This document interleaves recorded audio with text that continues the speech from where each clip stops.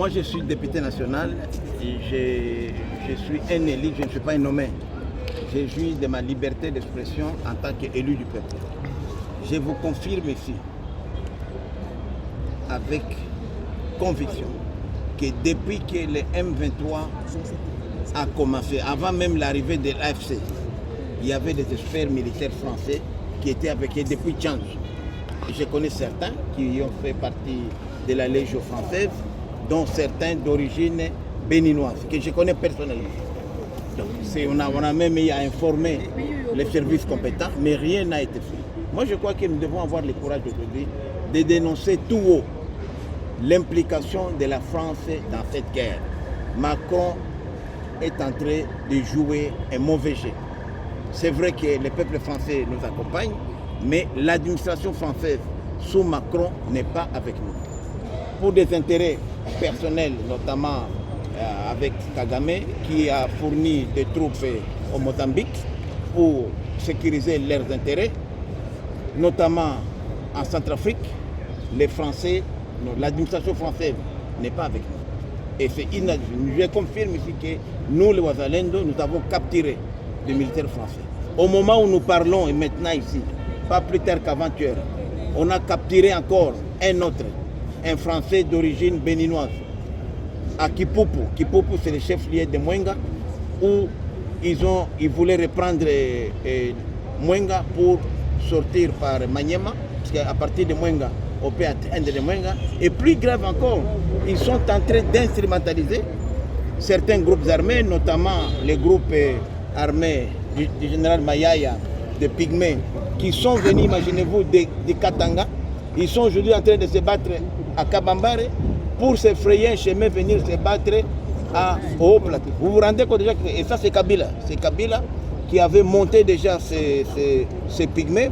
Vous savez l'histoire des Pygmées Maïmaï de Katanga. Donc l'affaire est sérieuse. Ce que nous déplorons, c'est qu'ici à Kinshasa, le M23 AFC est déjà ici, à travers l'opposition.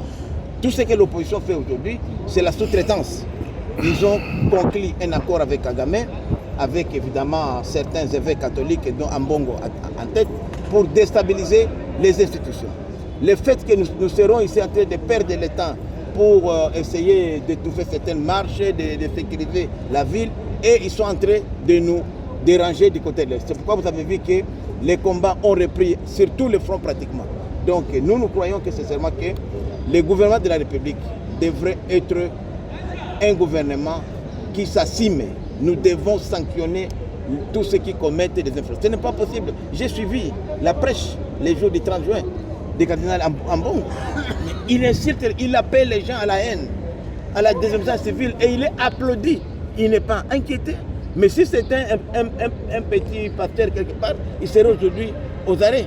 C'est pourquoi nous nous demandons aussi, nous sommes des lignes sacrées, mais nous sommes très gênés de voir que notre gouvernement, surtout la justice, ne fait pas son travail. Moi, je suis député, je ne peux pas me permettre n'importe quoi. Lorsque les citoyens se permettent d'aller menacer la personne qui a été élue à 73%, 70% des Quinois et Quinoises ont élu Félix Tshisekedi. Le président de la République, ce n'est pas un individu, c'est une institution. Et les gens se permettent tout haut d'appeler les gens à aller les déstabiliser.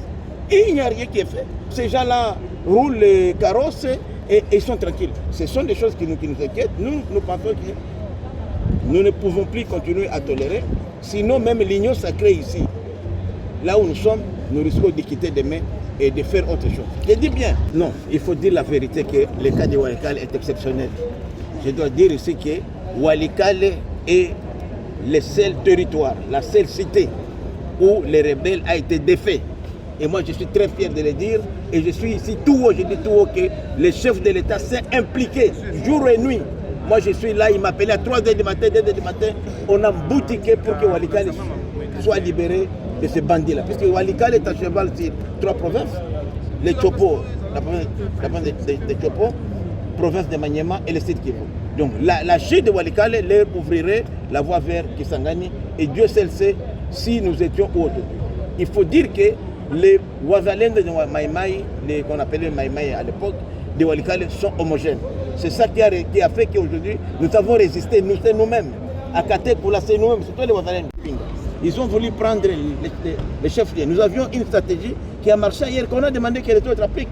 Lorsque les rebelles, les Rwandais arrivaient, nous vidions tous les villages et nous les prenions maintenant en sandwich. C'est ce qui a resté. Cette expérience, on peut la multiplier ailleurs. Et là, je dis bien que le chef de l'État nous a accompagnés personnellement, moi-même, je le dis comme député, tous les jours, je parlais avec le chef de l'État. Et s'il fait la même chose ailleurs, on peut libérer.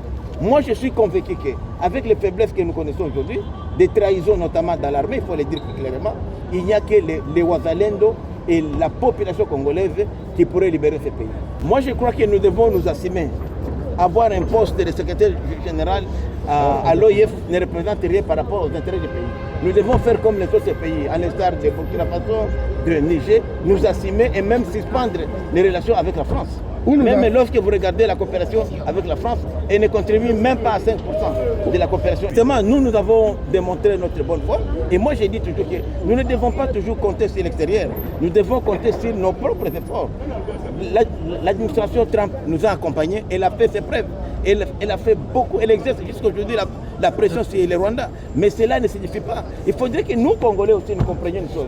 Que cette guerre, ce n'est pas la guerre du Tshisekedi. Ce n'est pas la guerre contre l'Union sacrée. C'est la guerre des Congolais. C'est la guerre d'agression. Et lorsqu'il y a des Congolais qui ne comprennent pas aujourd'hui, comme le Fayoulou, on lui promet la primature, il peut vendre tout, puisque Tshisekedi a refusé de lui donner la primature, il faut tout casser. Non. Comme les Matata qui étaient ici avec nous, Matata. Demain, il vient là, il a sauvé le Congo. Hier, ils étaient tous à Kigali. Hier, non, avant-hier, ils étaient à Kigali. Les Matata Pogno, les Katumbi. Pour faire quoi? Pour planifier des coups ici. Ils ont des intérêts ici. Ils ne sont pas inquiétés. Leurs biens sont ici. L'argent même qui finance la rébellion là-bas, cet argent, il est produit ici. C'est inadmissible. Il faudrait que nous mettions quand même en place des stratégies pour fragiliser tous ces citoyens égarés. Merci.